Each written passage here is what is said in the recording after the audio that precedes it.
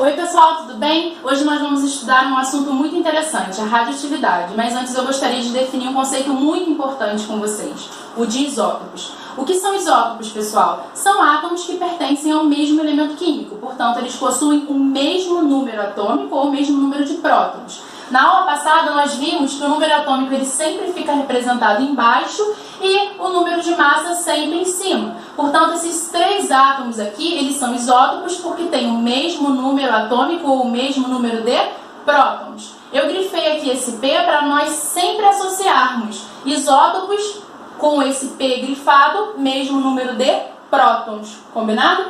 Bom, então eles têm o mesmo número de prótons, porém o número de massa é diferente. Consequentemente, o número de nêutrons também é diferente. Pessoal, para a gente poder descobrir o número de nêutrons, é só lembrar daquela fórmula que a gente viu na aula passada. Número de massa é prótons mais nêutrons. Vamos analisar. Se a massa desse primeiro átomo é 1 e o número de prótons é 1, então 1 mais quanto vai dar 1? 1 mais 0 dá 1. Então esse primeiro átomo ele não tem nenhum nêutron no núcleo. Combinado?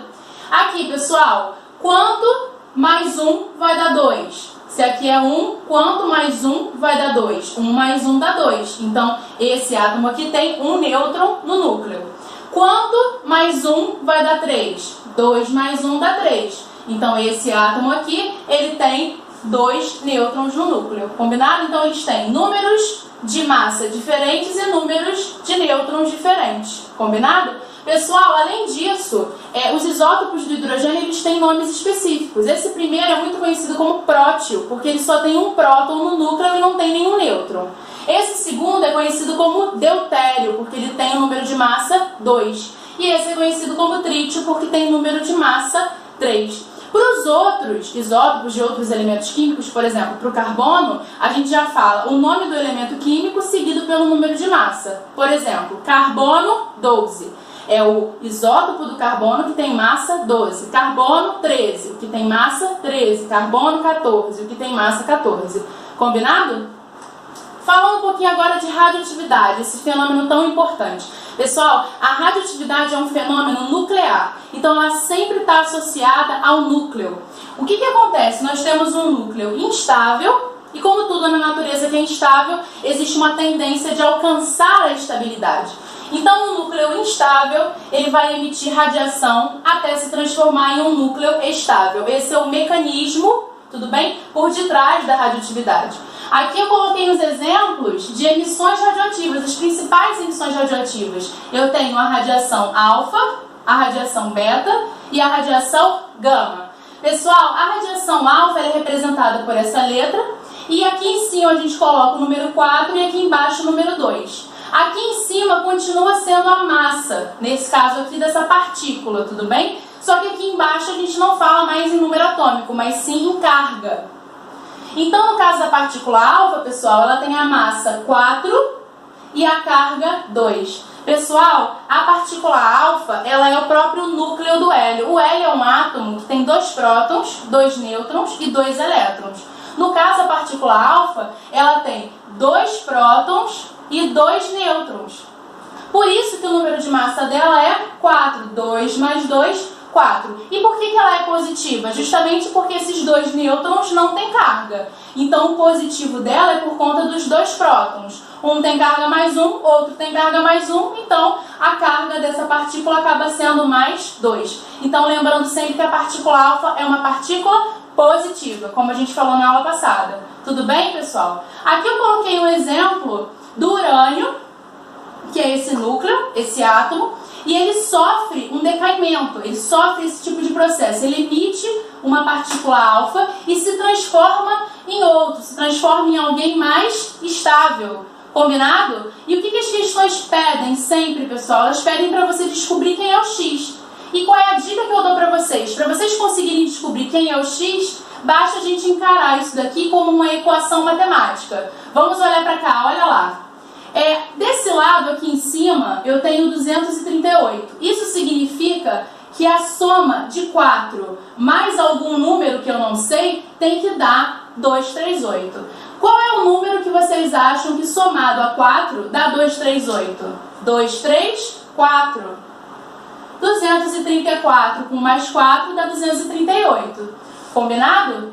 Da mesma forma, se a gente olhar embaixo, desse lado aqui eu tenho 92. Então eu tenho que ter um número que somado a 2 dê 92. Qual é o número? 90. 90 mais 2 dá 92. Com isso eu posso descobrir quem é esse elemento, quem é esse átomo, quem é esse núcleo. Quem será? A gente pega a tabela, olha, quem tem número atômico 90. É um elemento químico só que pode ter número atômico 90, que é o tório.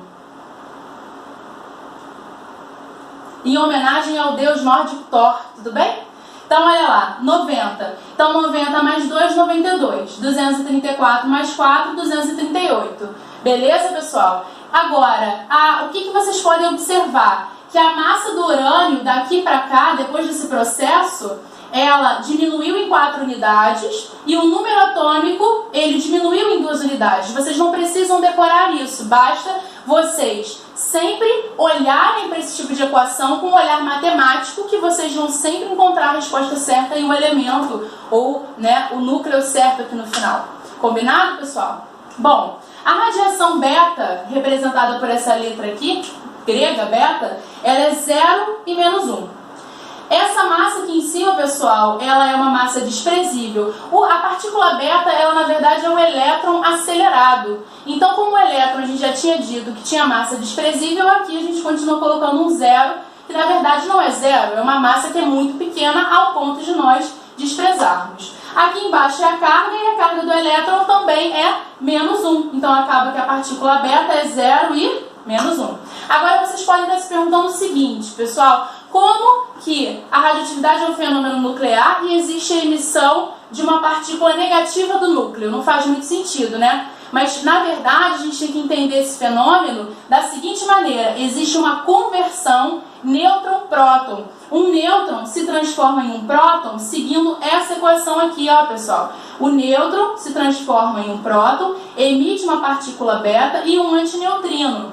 Esse antineutrino é representado dessa forma. Ele é uma partícula um pouco diferente. É uma partícula que tem massa desprezível também, porque é 20 vezes menor que a do elétron e tem uma carga 0. Então acaba que ela não faz muita diferença no balanço dessa equação. Então vamos olhar. O nêutron se transforma em um próton mais a partícula beta. Agora já faz mais sentido. Da onde que vem essa partícula beta? Vem dessa conversão. Combinado? Olha para cá. 1 mais 0 não dá 1? 1 menos 1 não dá 0? Então, sempre olhar essas equações com o olhar matemático. Combinado? Um exemplo de um núcleo que sofre esse tipo de emissão, que emite esse tipo de radiação. O carbono 14. O carbono 14, ele emite aqui a partícula beta e se transforma em outro núcleo. E aí, vamos descobrir então quem é esse outro núcleo? Pessoal, qual o número que somado a 0 dá 14? 14, né? Muito bem. E qual é o número que junto com o menos 1 dá 6? 7. 7 menos 1 dá 6. Então, com isso, a gente vai olhar na tabela quem tem número atômico 7, é o nitrogênio. Então, o carbono, quando ele emite a partícula beta, ele se transforma no nitrogênio, pessoal. Tudo bem? O que vocês podem reparar aqui?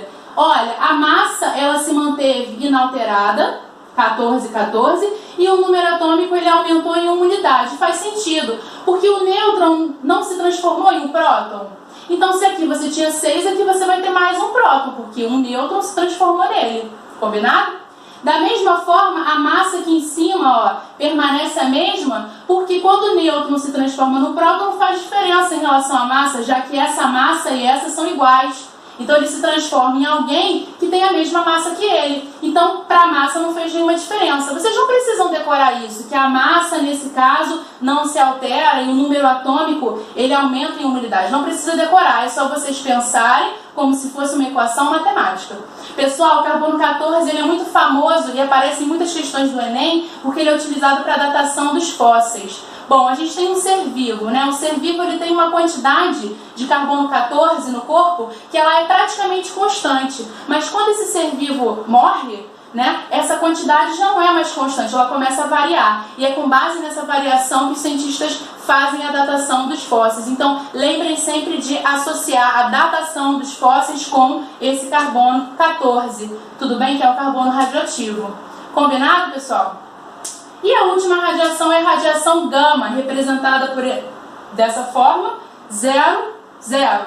Aqui, pessoal, de fato a massa dela é zero mesmo, e a carga dela também é zero. E o que faz ela ser diferente das outras é o seguinte: a radiação alfa e a beta são partículas, partícula alfa e partícula beta. Mas a radiação gama não é uma partícula, a radiação gama é uma onda eletromagnética, assim como a luz. Tudo bem? Então nós não podemos dizer que existem partículas gama. Isso está totalmente errado, tá? Então, primeiro ponto, a radiação gama é uma onda eletromagnética e não uma partícula. Pessoal, ela é uma radiação muito agressiva, muito penetrante, ela pode causar câncer, pode causar também mutação genética. É importante também lembrar disso. Aqui eu coloquei um exemplo do urânio se transformando em tório. Ah lá, emitindo, olha aqui, emitindo alfa, radiação alfa, e acompanhada da radiação alfa tem também a radiação gama. É sempre importante lembrar também que a radiação gama ela está sempre acompanhada da alfa ou da beta. Se a gente olhar, pessoal, o balanço também está certo. 234 com 4, 238. 90 com 2, 92. Aqui não faz diferença porque 2 vezes 0 e 2 vezes 0 é 0. Então não fez diferença, né, pro balanço. Combinado, pessoal? Bom, pessoal, gostaria de comentar com vocês, de falar um pouquinho sobre a cinética das radiações. Tem alguns termos que nós precisamos definir. O que seria o nuclídeo, pessoal? É um núcleo caracterizado por um número atômico e um número de massa. Já o radioisótopo, ele é um tipo de nuclídeo, um nuclídeo que emite radiação. E o mais importante, tempo de meia-vida é representado por T, 1/2, ou período de semidesintegração, representado pela letra P, é o tempo necessário para que uma amostra de um radioisótopo reduza a metade da sua massa. Reduza a metade da sua massa. Vamos entender melhor. Imagine que eu tenho 100 gramas de um radioisótopo, tudo bem? Depois de 30 anos, essa massa de 100 gramas ela foi para 50, ou seja, foi a metade. 100 para 50, ela reduziu a metade. Então, esses 30 anos que se passaram entre 100 gramas e 50 gramas representa o tempo de meia-vida, 30 anos. Combinado? O que pode aparecer para vocês, pessoal, é um gráfico. O gráfico, no eixo X, ele vai ter o tempo em anos, né? Pode ser em anos, pode ser em dias, pode ser em meses, isso vai variar de questão para questão. E no eixo Y tem a massa, que nesse caso é a massa do Césio 137, em gramas. Para que a gente possa descobrir o tempo de meia-vida, que é o que as questões costumam perguntar, é só a gente analisar o gráfico. Olha lá, pessoal, no início, o que vocês estão percebendo? Que essa curva é uma curva decrescente, ou seja, conforme o tempo passa, a quantidade de radioisótopo ela vai diminuindo, a massa vai diminuindo, justamente porque esse radioisótopo está decaindo, está se transformando em um núcleo mais estável. Então, olha lá, no início eu tenho 100 gramas. Então, para a gente poder descobrir a meia-vida, nós precisamos encontrar a metade de 100, que é o tempo necessário para chegar à metade do valor que você tinha no início. Então, 100 gramas está aqui e 50 está aqui, ó.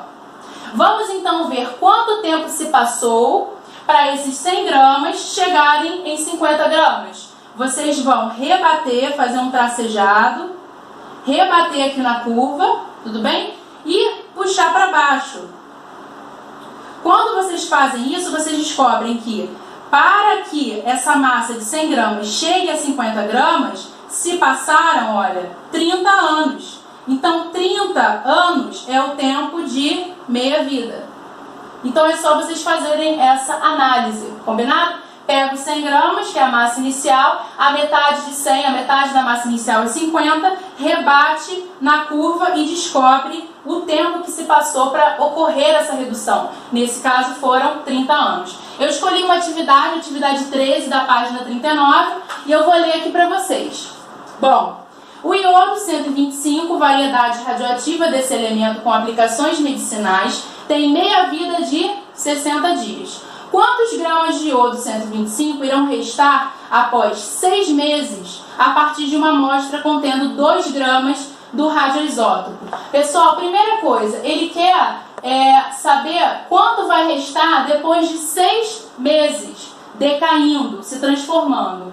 Bom, primeira coisa que a gente tem que fazer é transformar dias em meses, ou meses em dias. Nesse caso, o que a gente pode considerar? Se um mês tem 30 dias, então 2 meses tem 60 dias. E 6 meses, quantos dias tem? Pessoal, se daqui para cá, de 2 para 6, eu multipliquei por 3, 2 vezes 3 dá 6, então 60 vezes 3 vai me dar o resultado, proporção. 60 vezes 3 dá 180 dias. Combinado? Então ele quer saber quanto de massa vai restar depois de 180 dias. A melhor maneira da gente pensar é o seguinte: no início o problema falou que existiam 2 gramas. Vocês concordam comigo que quando passar uma meia-vida, essa massa vai ser reduzida à metade? Então qual é a metade de 2? 1. Tudo bem? Então de 2 para 1 se passou uma meia-vida, e uma meia-vida são 60 dias, então se passaram aqui 60 dias. Mas no total vão se passar 180. Então nós vamos fazendo esse esquema até somar 180. Vamos lá. Agora eu tenho 1 grama, depois de 60 dias. Bom, se passarem mais 60 dias, quanto que vai restar? Metade de 1. Qual é a metade de 1? 0,5. Tudo bem, pessoal? Então, depois de mais 60 dias, restou 0,5 gramas. Já se passaram os 180 dias? Não, porque 60 mais 60 dá 120. Então, eu preciso fazer mais um decaimento. Vamos lá. Se eu fizer mais um, ou seja, se passarem mais 60 dias, essa massa vai chegar à metade de novo. Qual é a metade de 0,5? 0,25. Então, mais 60 dias, a minha massa chegou em 0,25. Quanto tempo se passou até a massa chegar em 0,25? Se passaram 60 dias, 60 dias, 60 dias. Ou seja, 180 dias. Só fazer 60 vezes 3, 180. Tudo bem? Então, se passaram 180 dias e a minha massa restante foi 0,25 gramas de iodo. Combinado, pessoal? É assim que a gente resolve esse tipo de questão. Monta um esqueminha que vocês conseguem chegar na resposta. Bom, pessoal, para a gente poder finalizar, eu vou falar um pouquinho sobre fissão nuclear e fusão nuclear. Pessoal, a fissão nuclear, o próprio nome já diz, fissurar, quebrar, romper o núcleo. Nós temos um núcleo pesado, como por exemplo é um núcleo de urânio com uma massa de 235, tá? Uma massa alta. E aí vem uma partícula, nesse caso é um nêutron, ele vem acelerado e bate e colide com o urânio. Quando isso acontece, o urânio ele se rompe, tudo bem? E se transforma em bário e criptônio, liberando também 3 nêutrons e uma quantidade muito grande de energia. Essa reação é conhecida como reação em cadeia. Vamos ver por quê.